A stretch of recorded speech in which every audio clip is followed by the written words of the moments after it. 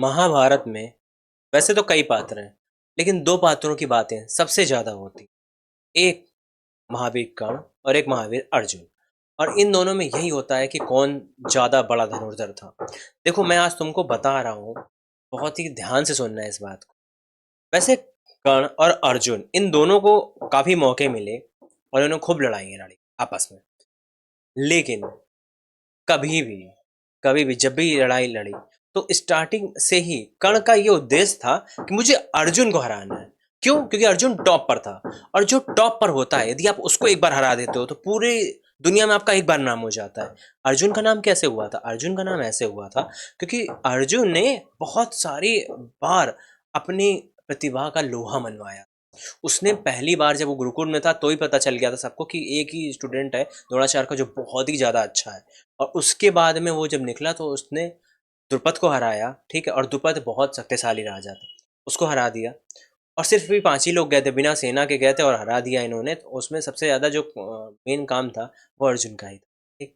क्योंकि धनुर्धर था द्रुपद और उनको हराने का काम अर्जुन का। तो ये लोग सब समझ गए थे कि अर्जुन की बराबरी कोई नहीं, पूरे दुनिया में डंका बज रहा था। तो उसको हरा दिया तो कर्ण को लगता था कि मैं फिर सबसे ऊपर। अर्जुन के सामने ये टारगेट नहीं था।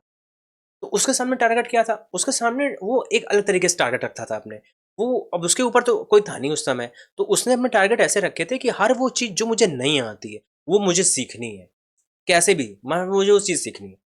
तो पहली बार जब लड़ाई हुई इन दोनों, तो वो लड़ाई एक प्रतियोगिता वाली लड़ाई हुई। वो कुछ बहुत ज़्यादा सीरियस नहीं थी। इसके बाद हम बात करेंगे जब असली लड़ाई, जब ये लोग विराट युद्ध में लड़े, उस समय क्या होता है? उस समय कर्ण को खूब मौका मिलता है और कर्ण के पास कवच और कुंडल भी होता है। तो कई बार लोग कहते हैं कि कवच और कुंडल यदि होता तो कर्ण के पास, तो कर्ण को हरा नहीं सकता। तो मैं यही बात कर रहा हूँ। विराट युद्ध में कर्ण अपने कवच और कुंडल के साथ खड़ा था और उसके साथ में सारे के सारे महारथी, भीष्म पितामह, द्रोणाचार्य, सब कुछ। और ये दुर्योधन, दुशासन, जितने कृपाचार्य सब थे, पूरी सेना थी। और अकेला अर्जुन अपना गांडीव उठाता है और पूरी सेना सहित इन सबसे लड़ाई करता है। सबसे अकेला लड़ता है और सबके सब बेहोश हो जाते हैं उससे इवन उनके कपड़े तक उतार लिए। अब आप यही बताओ, यहाँ पर ये सोचो कि ऐसा कैसे हो गया कि एक बंदे ने, तभी तो भीष्म पितामह कहते हैं संसार की कोई भी सेना उस सेना को नहीं हरा सकती जिसकी ओर से अर्जुन युद्ध कर रहा हो। अर्जुन को मुझ पर छोड़िए आचार्य। ना भड़काओ अपने मित्र दुर्योधन को, ना भड़काओ। तुम हो ही क्या? और हम सब मिलकर भी अर्जुन का सामना नहीं कर सकते। उस विराट युद्ध में तुम भी थे और मैं भी था और तुम्हारा ये मित्र दुर्योधन भी था, जो आज इस सभा में बैठकर ये ढींगे मार रहा है कि वो अर्जुन की जीवा काट कर अपने धनुष की प्रतिज्ञा बना लेगा। कि उस विराट युद्ध में तुम भी थे और ये दुर्योधन भी था जो आज डींगे मार रहा है कि मैं अर्जुन की जिह्वा काट के उसकी जिह्वा की प्रत्यंचा बना लूंगा, अपने धनुष में चढ़ाऊंगा। तुमने क्या कर लिया था उस समय?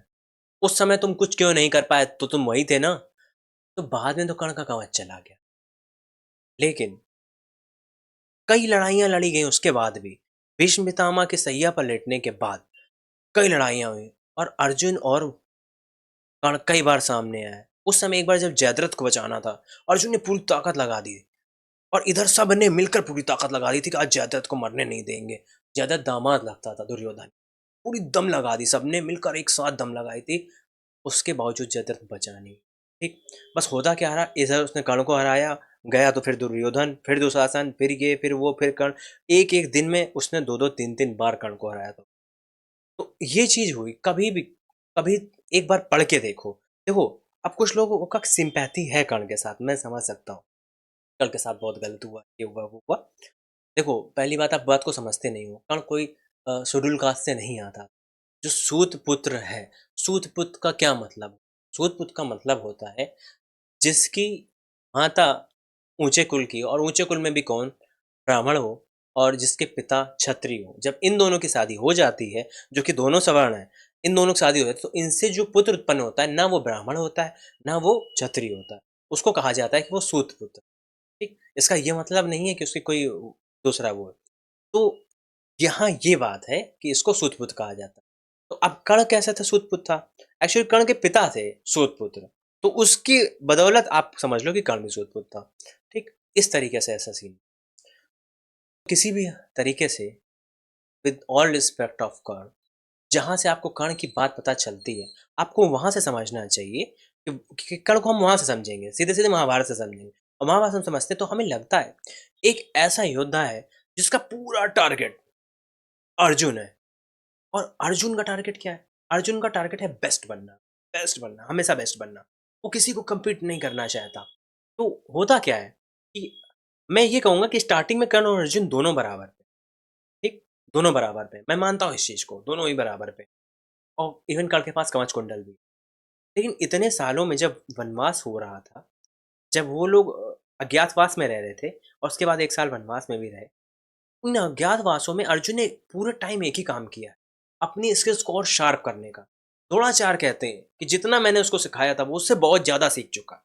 इसलिए द्रोणाचार्य उसको हरा नहीं पाते। क्यों? द्रोणाचार्य ने तो सिखाया। द्रोणाचार्य उस समय के सबसे महान धर्मों में से एक है। उनके जैसा कोई टीचर नहीं था। लेकिन वो भी नहीं हरा पाते अर्जुन को। क्यों? क्योंकि जितना आपने सिखाया था वो उससे बहुत आगे सीख कर आया है। उसके बाद उसने कैसे सीखा अर्जुन ने? यहीं पर जीवन की सीख मिलती है कि पहले जो उसने सीखा था वो तो उसने सीखा ही था। उसने इस पूरे समय में जब बाकी उसके भाई लोग अज्ञातवास में थे, उस पूरे अज्ञातवास को 12 साल को उसने अपनी स्किल शार्प की। इंद्र के पास गया। इंद्र के पास जाकर वहाँ पे उसने सारे अस्त्रों का ज्ञान लिया, सारे दिव्यास्त्रों का ज्ञान लिया। बहुत मेहनत की उसने वहाँ पर और मेहनत से उसने अपने स्किल्स को बहुत शार्प कर लिया। देवताओं के बीच रह के सारे अस्त्र सीखे। उसके बाद भी उसको लगा नहीं, अभी भी एक चीज़ की कमी है। और वो कमी क्या थी? पाशुपतास्त्र। वो भगवान शिव का जो अस्त्र है वो इतना शक्तिशाली है कि वो एक ही अस्त्र था जो कर्ण का कवच भेद सकता था। अब आपको लगता है कर्ण का कवच तो भेद ही नहीं सकता था, ये तो बात हो ही नहीं सकती थी। हो सकती थी। कर्ण का कवच की शक्ति मिलती है उसको सूर्यदेव से, जो कि सबसे शक्तिशाली देवता है। लेकिन फिर भी महादेव से शक्तिशाली नहीं। महादेव से एक बार, बहुत पुरानी बात है, किसी युद्ध में सूर्यदेव का वध हो जाता है। फिर सूर्यदेव को उन्होंने वापस जीवित किया। तो महादेव से शक्तिशाली तो है नहीं। तो वो महादेव का जो कवच, महादेव का जो अस्त्र है वो किसी भी कवच को भेद सकता। वो अर्जुन ने अपने पास रख लिया। यदि जरूरत पड़ी ये जलाएंगे, ठीक। लेकिन उसकी जरूरत क्यों? इंद्र ने ऐसा होने दिया। उन्होंने पहले ही उससे कवच ले लिया। ऐसा कुछ नहीं था कि यदि कवच होता तो कर्ण मरता ही नहीं। और यदि कर्ण नहीं भी मरता, 1 मिनट के लिए मान लो मैं एक नहीं भी मरता, बावजूद उसके सिर्फ एक बाण से उसने कर्ण को बेहोश कर दिया। तो वही एक जो अस्त्र था, उसी एक अस्त्र से कर्ण बेहोश ही हुए थे। और पूरा जब तक कर्ण को होश आता तब तक दुर्योधन का विनाश हो चुका होता। डेली वो एक ही बार में काम कर सकता था। क्यों? इतने दिव्यास्त्र उसने सीखे थे। उतने दिव्यास्त्र कर्ण या किसी और को नहीं आते थे। क्यों नहीं आते थे भला? इसलिए नहीं आते थे क्योंकि जितना उन लोगों ने सीखा उतना तो अर्जुन ने सीखा ही था। उसके बाद 12 साल उसने मेहनत करके और सीखा।